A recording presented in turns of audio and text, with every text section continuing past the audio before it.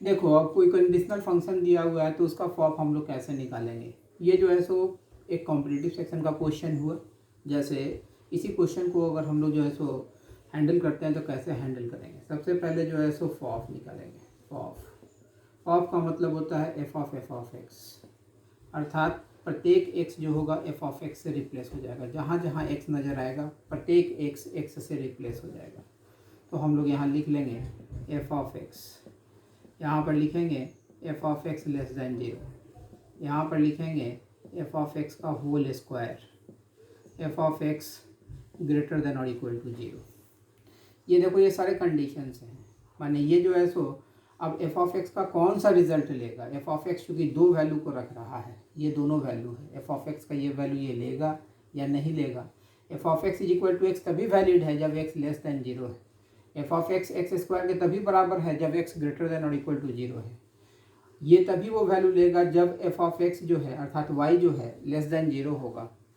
जब है सो Y greater than और इक्वल टू जीरो होगा तभी ये जो है सो वैल्यू एक्सेप्ट करेगा। तो देखो चूँकि ये वैल्यू ये दोनों वैल्यू इस फंक्शन में पुट किया जाना है तो ये जो है सो मेरा मेजर कंडीशन हो गया ये part F of x less than zero. तो इसमें केसेस क्रिएट करेंगे।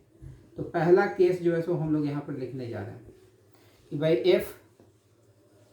F of x less than zero, ये प्राइम केस हुआ क्योंकि भाई इसे एफ ऑफ एक्स की वैल्यू लेनी है ऊपर वाले फंक्शन से।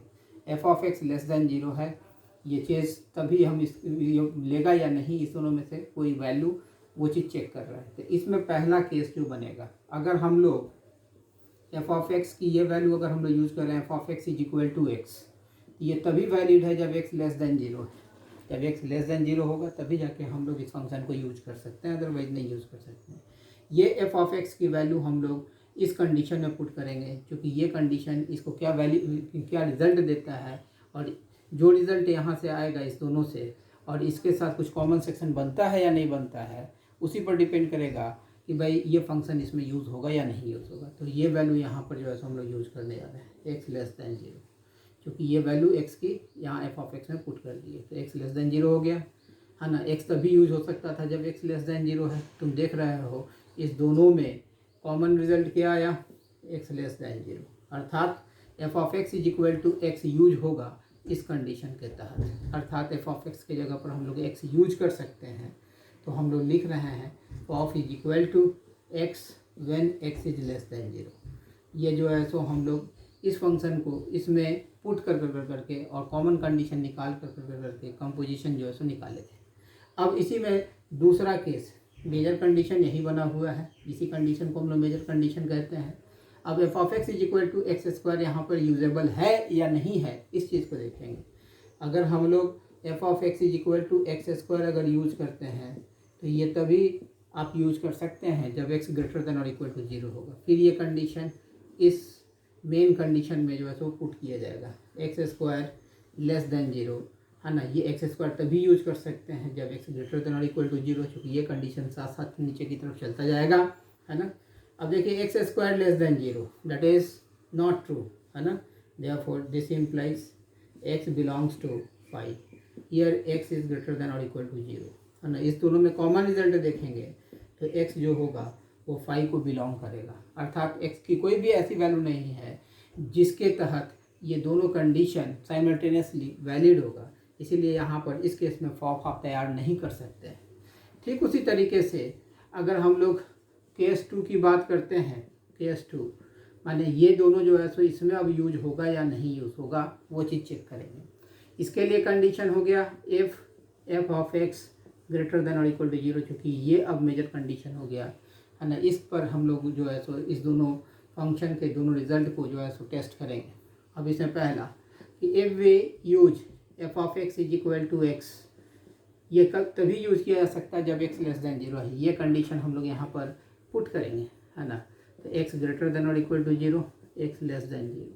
अगर आप देखिएगा इस दोनों में कोई भी कॉमन रिजल्ट नहीं है, है ना।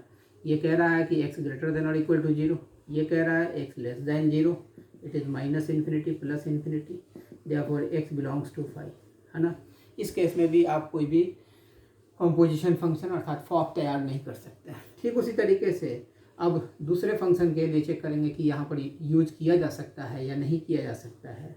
If f of x is equal to x square, if we are going to use this function is valid only for x is greater than or equal to 0। फिर यह जो है सो यह पार्ट इस कंडीशनल जोन में put किया जाएगा, अर्थात एक्स स्क्वायर ग्रेटर देन और equal to 0, x is greater than और इक्वल टू 0।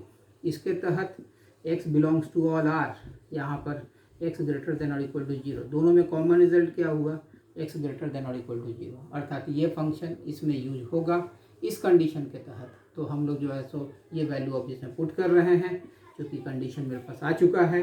तो यहाँ पर लिखेंगे of is equal to x raise to the power 4 when x is greater than और इक्वल टू 0। क्लियर। अब फाइनली जो है सो हम लोग फॉफ का रिजल्ट लिखने जा रहे हैं, क्योंकि एक आया है f of is equal to x less than 0 और f of is equal to x raise to the power 4 when x is greater than और इक्वल टू 0। तो अब ये रिजल्ट हम लोग यहाँ पर लिखने जा रहे हैं।